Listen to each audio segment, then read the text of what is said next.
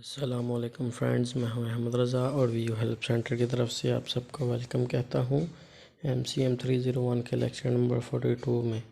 तो आज का जो हमारा टॉपिक है वो पिछले 3 लेक्चर से चलता आ रहा है, पर्सुएसिव लेटर्स, मतलब के मोटिवेशनल लेटर्स के किसी भी इंसान को किसी बात पे मोटिवेट करना। तो ये हमारा आज तीसरा पार्ट है इस लेक्चर का। तो सबसे पहले तो पर्सुएसिव लेटर्स में आते हैं सेल्स लेटर्स।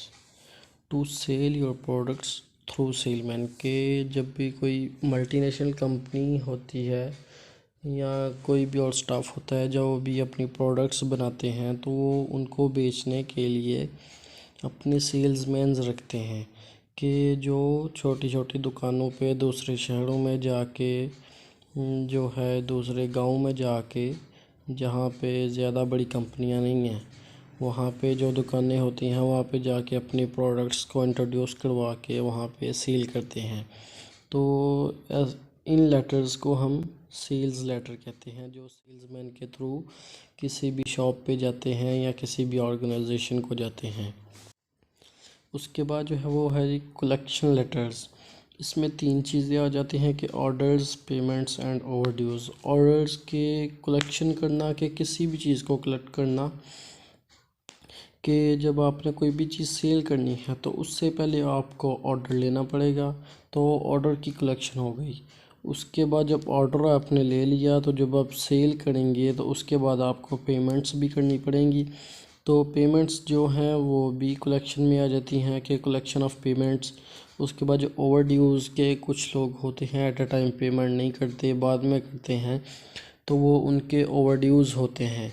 तो उनको उनके लिए कुछ टाइम दिया जाता है कि उस टाइम के अंदर अंदर रह के आपने ये अपने ड्यूज़ जो हैं वो अपने चार्जेस जो हैं वो क्लियर करने हैं।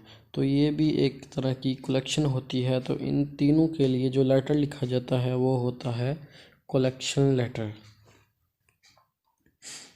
उसके बाद है जी टाइप्स ऑफ अपील्स। इसमें 4 तरह की अपील्स जो हैं वो हमें करनी पड़ती हैं कलेक्शन लेटर में, पर्सुएसिव लेटर में। तो इसमें सबसे पहली है अपील टू फेयर प्ले, उसके बाद है गुड क्रेडिट रेपुटेशन, उसके बाद थर्ड है अपील टू प्राइड, और फोर्थ वन इज़ है appeal to fear legal action. आइए अब इनको एक एक करके डिटेल में पढ़ते हैं। सबसे पहले तो अपील टू फेयर प्ले। इसमें है you send any order to your customer by any express services, now say him to can you send us you check for amount due.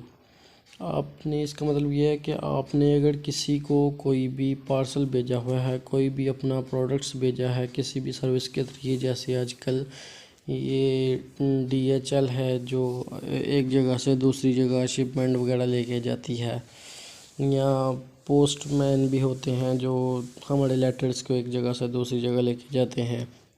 मतलब पार्सल वगैरह किसी भी तरीके से हमने कहीं पे सेंड किया है तो उसकी पेमेंट अभी रहती है, तो हम उसे ये कहेंगे कि can you send me the cheque of the amount due, कि आपको जो हमने पार्सल भेजा है उसकी जो अमाउंट है, उस पे जो शिपमेंट है, उसकी जो कॉस्ट है, प्राइस है, वो आप हमें सेंड कर दें या उसके लिए हमें आप कोई बैंक का चेक दे दें। तो ये अपील होगी फेयर प्ले के लिए।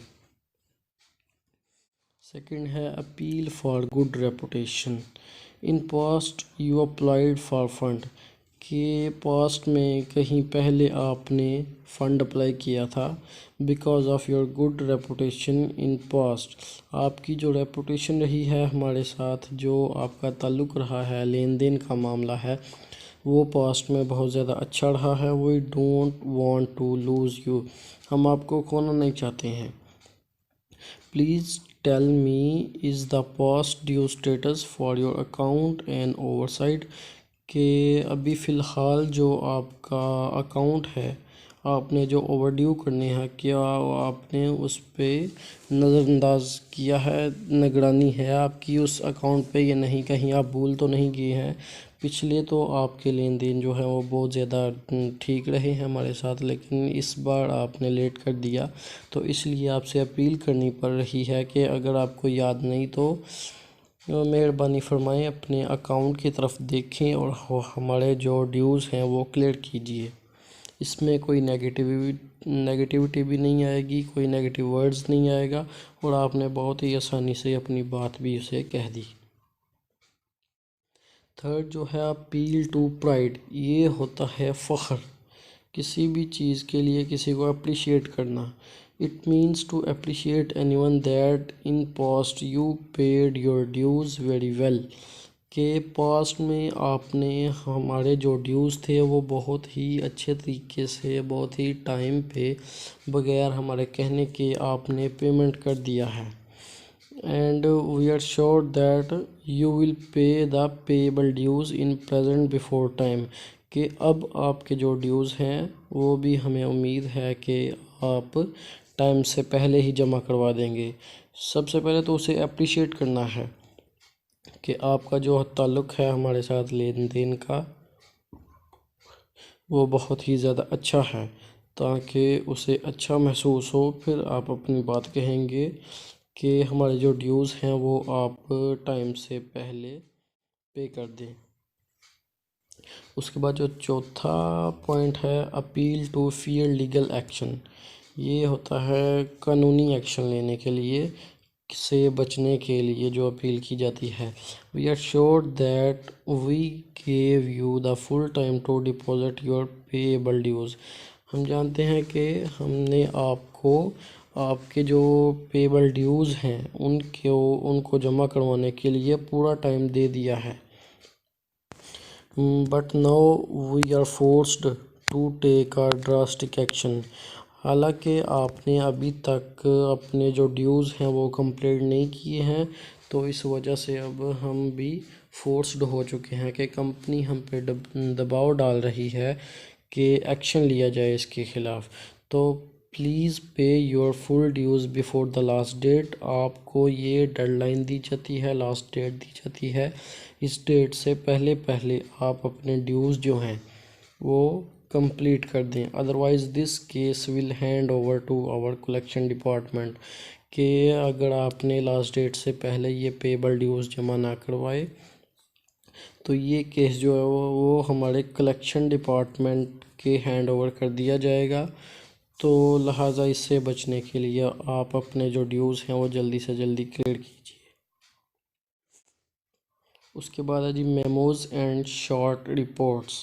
सबसे पहले तो memos are the letters that are written with in an organization to share information from one office to another, ये भी एक लेटर की टाइप ही होती है जिसमें बिल्कुल टू दी पॉइंट बात की जाती है और बिल्कुल थोड़े से अल्फाज में अपनी बात को कंप्लीट कर दिया जाता है। और ये एक ऑर्गेनाइजेशन के अंदर रहते हुए, मतलब कि एक ऑफ़िस से दूसरे ऑफ़िस तक जो इन्फॉर्मेशन शेयर करना है, इसे मेमोज़ कहते हैं। मसलन के जब एक टॉप मैनेजर है तो उसने अपने मिडल मैनेजर्स की तरफ जितने भी हैं, जो प्रोडक्शन मैनेजर हैं, शिफ्ट मैनेजर हैं, उसके बाद ऑर्डर मैनेजर हैं, पेमेंट मैनेजर हैं, इन सब को जो इन्फॉर्मेशन उसने भेजनी होती है टॉप मैनेजर ने, वो मेमोज़ की सूरत में भेजी जाती है। तो इसका जो जनरल फॉर्मेट होता है वो होता है टू, कि किसको हम सेंड कर रहे हैं, फ्रॉम कि किसकी तरफ से जा रही है, उसके बाद नीचे आती है डेट और नीचे सब्जेक्ट के किस वजह से हम ये मेमो ये लेटर लिख रहे हैं। उसके बाद है जी टाइप्स ऑफ मेमोज़, कि रिक्वेस्टिंग इंफॉर्मेशन, कि किसी भी मिडल मैनेजर से एक टॉप मैनेजर ने कोई भी इंफॉर्मेशन हासिल करनी है तो उसे उसके बारे में सब्जेक्ट लिख के भेजेगा कि मुझे इसके बारे में इंफॉर्मेशन चाहिए। उसके बाद है गिविंग इंस्ट्रक्शंस, कि अपने मिडल मैनेजर्स को या वर्कर्स को, लो लेवल के जो वर्कर्स हैं आपके पास कंपनी में, उनको कोई ना कोई इंस्ट्रक्शंस देने के लिए जो भी लेटर लिखा जाता है वो गिविंग इंस्ट्रक्शन का मेमो होता है। उसके बाद serving are covers for all messages. और उसके बाद जो 4 है वो है मेकिंग अनाउंसमेंट्स, के कंपनी में किसी भी तरह की कोई भी अनाउंसमेंट्स। उसके बाद है पॉलिसी चेंजेस, के आपकी कंपनी में किसी तरह की को पॉलिसीज़ या कोई रूल्स वगैरह की चेंजिंग हुई है तो उसके लिए जो लेटर लिखा जाता है वो भी मेमोज़ है। उसके बाद प्राइस इंक्रीज़, ये भी मेमोज़ में आ जाता है। उसके बाद अटेंड आ मीटिंग, इसके लिए भी मेमो लिखा जाता है। और एंड पे है चेंज करंट प्रोडक्शन प्रोसीजर, कि आप जो प्रोडक्शन कर रहे हैं मंथली क्या है, सालाना क्या है, या एक दिन की क्या है, एक हफ्ते की क्या है, उसे चेंज करने के लिए जो प्रोसीजर है उसे चेंज करना है तो उसके लिए भी एक मेमो लिखा जाता है लेटर टाइप। इसके बाद है जी मेमो रिपोर्ट्स। रिपोर्ट्स होती हैं 4 तरह की। सबसे पहले तो प्रोग्रेस रिपोर्ट। प्रोग्रेस मींस के आपकी पिछली जितनी भी रिपोर्ट्स हैं उनको इकट्ठा करके एक ही फाइल में लिख देना। जैसे कि आप पूरा साल मेहनत करते हैं, उसके बाद आप पेपर्स देते हैं तो पेपर में आपके जो मार्क्स आते हैं वो एक ही शीट पे पूरे के पूरे पेपर पे हर एक सब्जेक्ट के जो मार्क्स लिख दिए जाते हैं वो आपकी प्रोग्रेस होती है कि पूरे साल में आपने क्या तैयारी की। तो इसी तरह एक कंपनी भी ऐसे ही होती है कि कंपनी ने जितने भी लेटर्स तैयार किए होते हैं, जितनी प्रोडक्शन की होती है, जितने ऑर्डर्स लिए होते हैं, उन सारी के सारे की एक फ़ाइल बनाती है। तो वो अपने जब टॉप मैनेजर के पास जाती है तो ये मेमो रिपोर्ट्स होती है, प्रोग्रेस रिपोर्ट कहलाती है। उसके बाद है पीरियोडिक रिपोर्ट्स, के प्रोडक्शन के हवाले से जो रिपोर्ट लिखी जाती है कि डेली बेस पे कितनी प्रोडक्शन हो रही है, वीकली कितनी हो रही है, मंथली कितनी है और सालाना कितनी है, और कितनी किसको जा रही है, कितनी कहाँ से आ रही है। रॉ मटेरियल जो है वो हम कहाँ से खरीद रहे हैं, और जो वो हम प्रोडक्शन कर रहे हैं वो सप्लाई कहाँ कहाँ हो रही है। ये सब आ जाते हैं अब पीरियोडिक रिपोर्ट्स में। उसके बाद है जस्टिफिकेशन रिपोर्ट्स, कि अगर आपने अपनी तरफ से कोई भी सजेशन अपनी कंपनी को दिया है तो आप उसके लिए उनको इस बात पे फ़ायदे बता के मुत्तफ़िक करेंगे कि अगर आप इस बात पे चलें, मेरे सजेशन पे चलें, मेरे मशवरे पे चलें तो हमारी कंपनी को ये भी फ़ायदा हो सकता है, इस हम खसारे से बच सकते हैं, ये फ़ायदा है, ये फ़ायदा है। ये आप उनको फ़ायदे बता बता के उनको सेटिस्फाई करेंगे तो इसे कहते हैं जस्टिफिकेशन रिपोर्ट्स।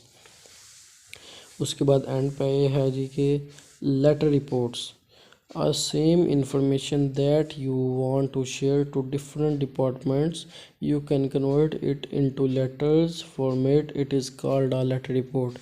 मेमोज तो होते हैं किसी एक बंदे को लेटर लिखना, लेकिन अगर एक ही इन्फॉर्मेशन आपको बहुत ज़्यादा लोगों को लिखनी पड़ जाए तो वो आप लेटर्स की सूरत में कन्वर्ट कर देते हैं तो इसे हम लेटर रिपोर्ट कहते हैं। तो हमारे इस वीडियो का भी अख्ताम हो चुका है और पर्सुएसिव लेटर का जो हमारा टॉपिक था वो भी क्लियर हो चुका है। और अगर किसी को किसी बात की समझ नहीं आई, कोई क्वेश्चन है तो वो कमेंट बॉक्स में हमें लाजमी पूछिए। अपना ख्याल रखिए। अल्लाह हाफिज़।